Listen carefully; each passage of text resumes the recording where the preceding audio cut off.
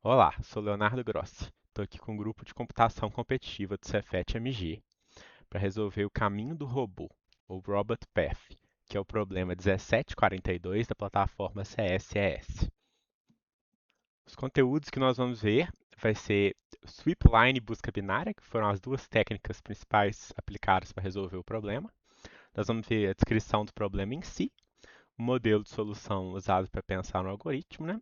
Nós vamos pular depois lá para o VS Code para ver o algoritmo em si, escrito em C++, e depois vamos ter uns problemas relacionados para caso vocês queiram tentar aplicar as técnicas em outros contextos.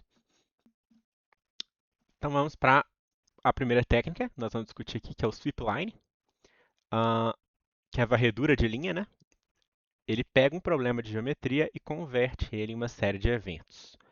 Uh, Fala um problema geométrico não é só medir o caminho de um robô ou a forma de um retângulo, uma coisa assim. Pode ser problemas de pessoas chegando no lugar, são eventos, né? Então você pode se convertir em eventos assim em um plano cartesiano, daí que a geometria esse algoritmo pode talvez ser aplicado, né? Os eventos vão ser processados em ordem, tipicamente da esquerda para a direita, no eixo X, né? E no caso aqui das interseções de segmentos de linha, que é uma das aplicações dele, né? Para contar ou encontrar interseções, ele considera três tipos de eventos. Ele trata três tipos de eventos, né? Por exemplo, o segmento horizontal começa, é um evento de começo de um segmento horizontal. Ele vai adicionar o y, o eixo y desse segmento no conjunto ativo, ou seja, esse evento está ativo agora. E o segmento horizontal termina, então o evento termina, ele remove esse y desse segmento do conjunto ativo. E o segmento vertical, quando ele entra, né, um segmento vertical é encontrado, o que ele faz? Ele pega todo o intervalo y desse segmento vertical, que o segmento vertical ele tem um ponto no x, né, e um intervalo em y, e ele vai no conjunto ativo, onde tem todos os eventos que não terminaram ainda, e ele vê se tem alguma interseção, né? Porque todos os y ativos estão lá nesse conjunto ativo. É, e esse processamento, então, vai ser em O log de n, então o tempo total fica bem bacana em O n log de n para processar todos os eventos, né? Nós vamos também usar a busca binária, que são duas técnicas que vão ser aplicadas aqui, né?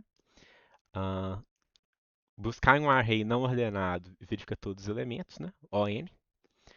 Se o array tiver ordenado, então a gente pode, se a gente tiver uma maneira de ordenar um array, né? Então a gente pode usar a busca binária para encontrar em O log de n, que é bem melhor, né? Como que ele funciona? Se o array estiver ordenado, ele pega uma região inicial ativa, que geralmente é o array inteiro, né? Que vai dividir, então, no começo, né, o low, ou a parte esquerda, e a parte da direita, ou a parte high, né, alta, ou seja, encompassa o array inteiro. Aí o que ele faz? Cada passo ele pega o elemento do meio e vê, assim, se o que você quer está para cima ou está para baixo, descarta a outra parte e continua na região que sobrou, né? Então, a parte alta, a parte da direita vira a parte do meio, ou caso contrário, a parte da esquerda vira a parte do meio. E vai sempre cortando na metade, né? Então, vai repetindo isso até encontrar o alvo ou a região ficar vazia, né? Então, deixar a busca muito mais eficiente. Então, chegamos aqui no problema em si, né? O caminho do robô. Ah, Espero achar esse problema lá no CSS, mas eu vou contar ele aqui para vocês. Você recebe a descrição do caminho do robô, que começa em 00, né? É, nas coordenadas, e ele vai executar N comandos. Cada comando vai mover o robô para cima, para baixo, para a esquerda ou para a direita uma certa distância, né? Um inteiro. O robô ele vai parar depois de executar todos os comandos, ou ele para imediatamente se ele entrar num ponto que ele já visitou. E você quer encontrar a distância percorrida por ele. Ou ele vai percorrer toda a distância dos comandos, ou ele vai parar mais cedo porque ele chegou num ponto que ele já visitou. A entrada vai ser então, a primeira linha vai ser um inteiro n, né, que vai ser o número de comandos, e cada uma das próximas n linhas vai ter um caractere d, que vai ser a direção do comando, né? Up, down, left, right, né? Para cima, para baixo, para esquerda, para direita. É, e vai ter um inteiro x também, que é a distância que ele tem que andar, né? A distância desse comando. A saída vai ser um inteiro só, que é a distância que o robô vai percorrer. E as restrições aqui são que o número de comandos é de 10 elevado a 5 e a distância percorrida de 10 a 9. Vamos ver aqui então agora o modelo de solução, né, para pensar no problema. Então a gente vai ter o problema aqui que a gente quer saber quanto espaço que o robô consegue dar antes de revisitar uma célula ou acabar os comandos, né?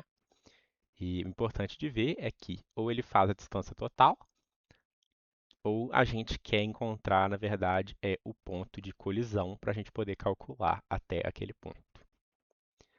E a observação-chave que a gente tem que fazer é se até K passos causa uma colisão, então K mais um também causa, e antes disso não vai ter causado, né? É uma coisa até trivial de falar, né? Mas a ideia é que nesse ponto de corte, antes dele tudo é válido e depois tudo é inválido. Então a gente pode pensar que isso já deixa a gente usar a técnica da busca binária, né?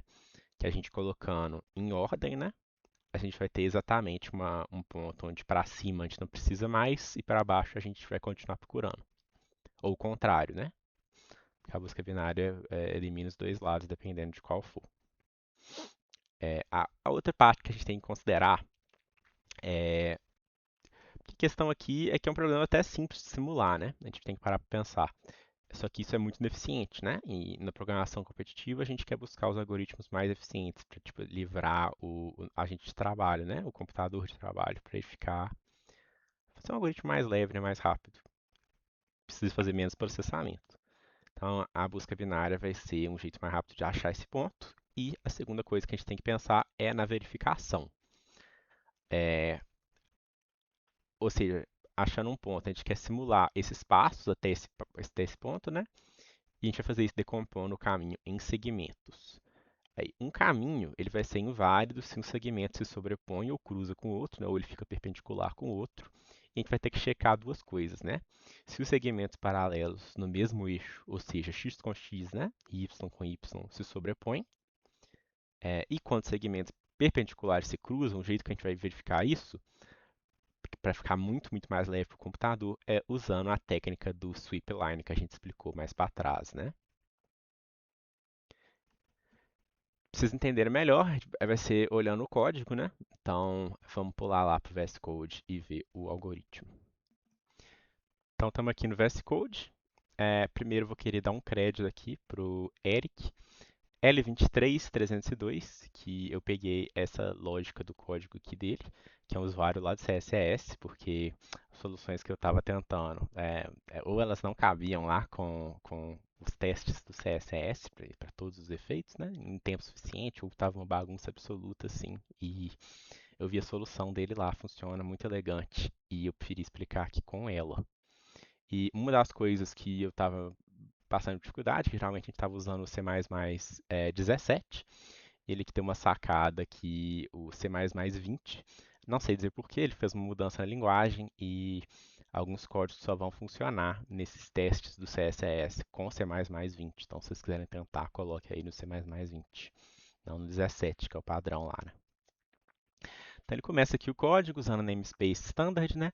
Para não precisar ficar declarando. Mesma coisa aqui com o long long que vira LL.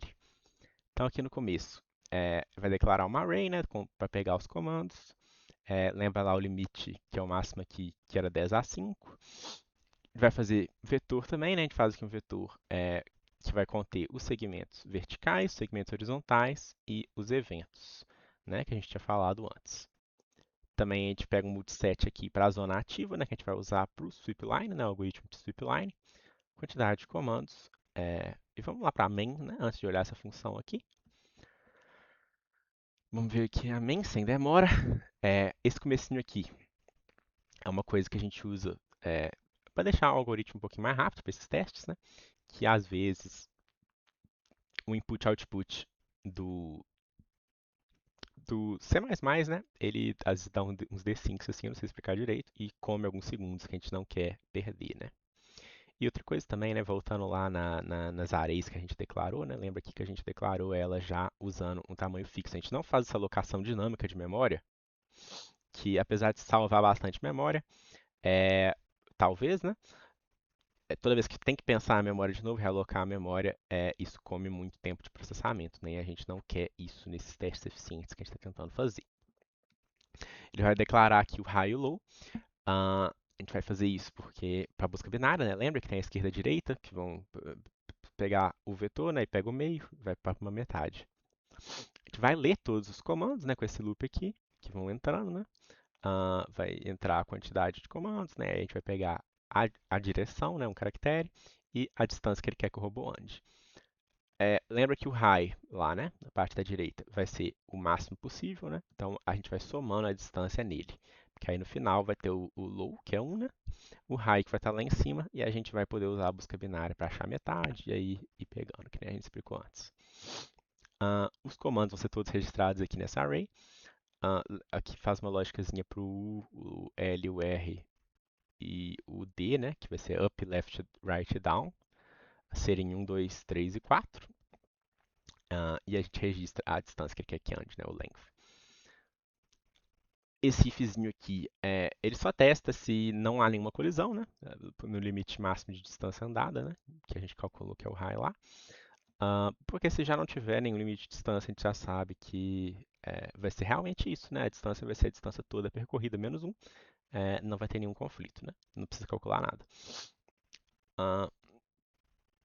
Porque realmente é só a soma de todos os comandos, né? Então vamos entrar aqui na busca. Se isso não for, né? Entra aqui nesse while para fazer a busca binária, né?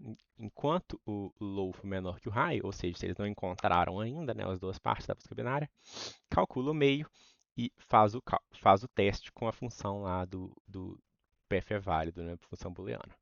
Se for verdadeiro, ou seja, não teve conflito, a parte da esquerda, a parte low, né, sobe, ou seja, quer olhar os números maiores. Se não, se já houve conflito, a gente quer saber exatamente qual ponto que foi esse conflito. Então, a parte de cima desce para o meio, né? A gente já está na área de conflito. Até a gente identificar exatamente onde que está. E você vai ver que quando terminar a parte, achar o conflito, vai estar armazenado aqui dentro do low qual foi esse último passo tomado, né? Que até retorna ele já direto, né? Uma coisinha antes de a gente subir lá para ver essa função do caminho válido, é que tem uma coisa que o CSS não fala na descrição do programa, uma coisa que me pegou muito quando eu estava tentando fazer, que ele tem um caso especial para quando duas instruções imediatas uma depois da outra são contraditórias, né? Ou seja, vai para cima 2 e depois vai para baixo 2. Você acha que pela lógica, pela descrição lá do problema, seria 3 passos, né? Mas quando eles são imediatamente opostos, não conta o último passo, então seria só 2. Então tem que pegar isso aqui para pegar essa situação, né? Fazer seus passos menos 1, né? E ele faz isso, que a gente explicou na busca binária, vai achar o high lá, né? Que vai estar na parte de cima, então ele vai reduzindo o length dos comandos até achar o comando anterior, né?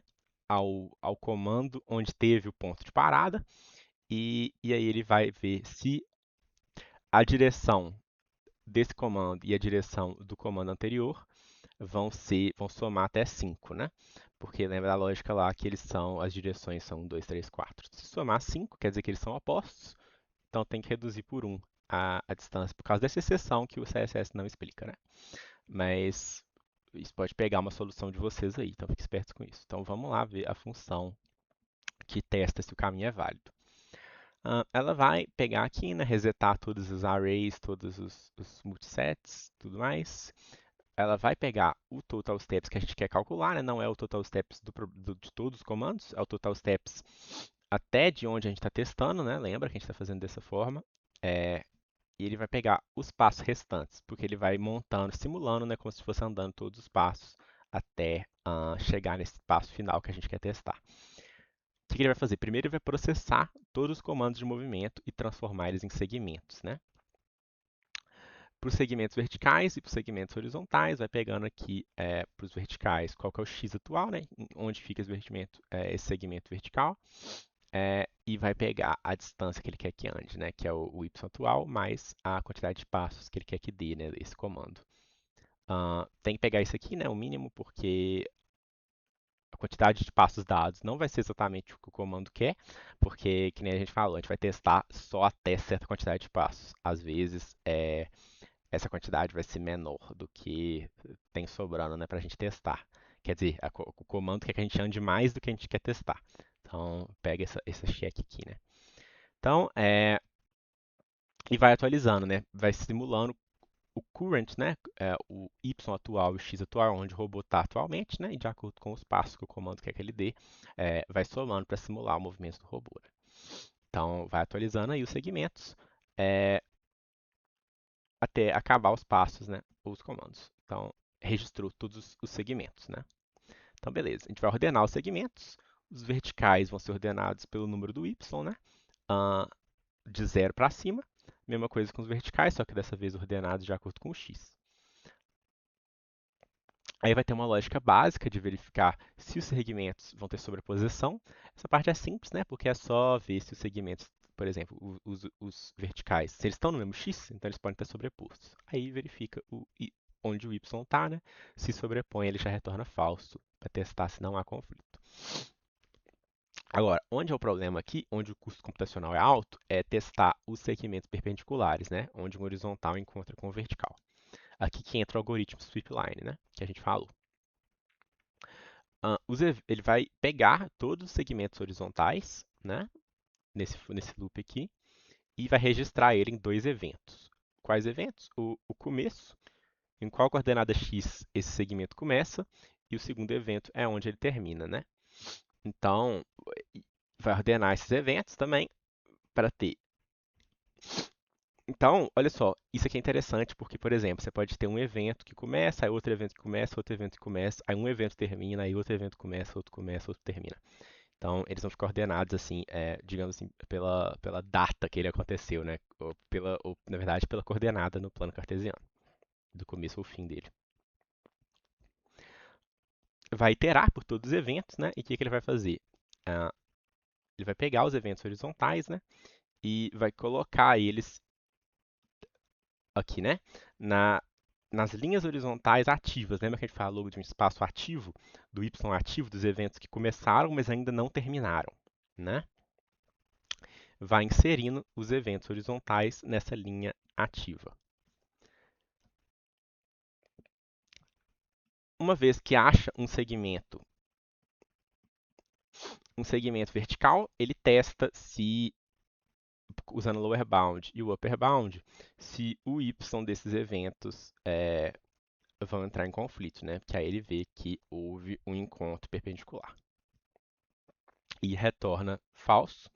Caso nenhum desses ache um conflito, ele pode retornar true. E o algoritmo vai ir até achar esse ponto lá na busca binária onde há o conflito. E aí ele já sabe qual que é a distância, digamos assim, né? O número de passos que a gente pegou lá do começo, a gente calculou lá do começo. Então, e já pode retornar isso aqui, né? Exceto se houve aquele caso lá especial, onde tem que subtrair por 1. Então vamos lá mandar no CSS e ver como é que fica. Então estamos aqui, né, no CSS, no problema Robot Path, né? Tem aqui a explicação, tá em inglês, né? Não traduz a português essa parte. Que eu falei lá no slide. E nós vamos aqui em Submit. Pegamos o código, né? Lembra de colocar a opção C++20, o 17, que é o padrão aqui, não vai funcionar. Dá o Submit e ele vai testar o código, né?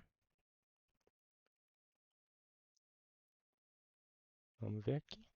Beleza, passou todos os casos, né? Bem legal. Tem os casos aqui imensos, né? Que são aqui, ó, quase um segundo. Isso aqui é o limite absoluto que ele deixa, né? Esses casos imensos aqui, né? Que tem 9.000, 90.000 comandos. Então, é isso, galera. Funcionou aqui. Vamos lá terminar a apresentação de volta nos slides. Aqui vamos ter os problemas de sugestão, né? Por caso vocês queiram testar as técnicas. Factory Machines. pode ser solucionado, né, de maneira eficiente usando a busca binária. E lembra que eu tinha falado, não é só problema de geometria que são obviamente geométricos, né? Mas o sweep line pode transformar em eventos no plano cartesiano para resolver os clientes entrando no restaurante, né, em Restaurant Customers, aqui que é o problema 1619, ou em Room Allocation, que é o 1164. São os problemas aí, não diria fáceis, né, mas relativamente que dá para aplicar essas técnicas, né, e ver se deu para entendê-las. Então essa foi a aula sobre o problema do Robot Path, né, o caminho do robô do CSS. Quero agradecer vocês pela atenção, agradecer a nossos coordenadores também, André Rodrigues e Andrei Rimza, nossos professores, né, do grupo de computação competitiva. Peço para seguirem no Instagram o grupo, né, nesse QR Code, e se inscreverem também no YouTube, que vão ter, e já tem, né, e vão ter mais vários problemas desse tipo explicados junto com os assuntos e as técnicas usadas. Se vocês tiverem alguma dúvida ou algum problema similar que vocês querem discutir, tá lá os comentários do YouTube. É isso, pessoal. Obrigado.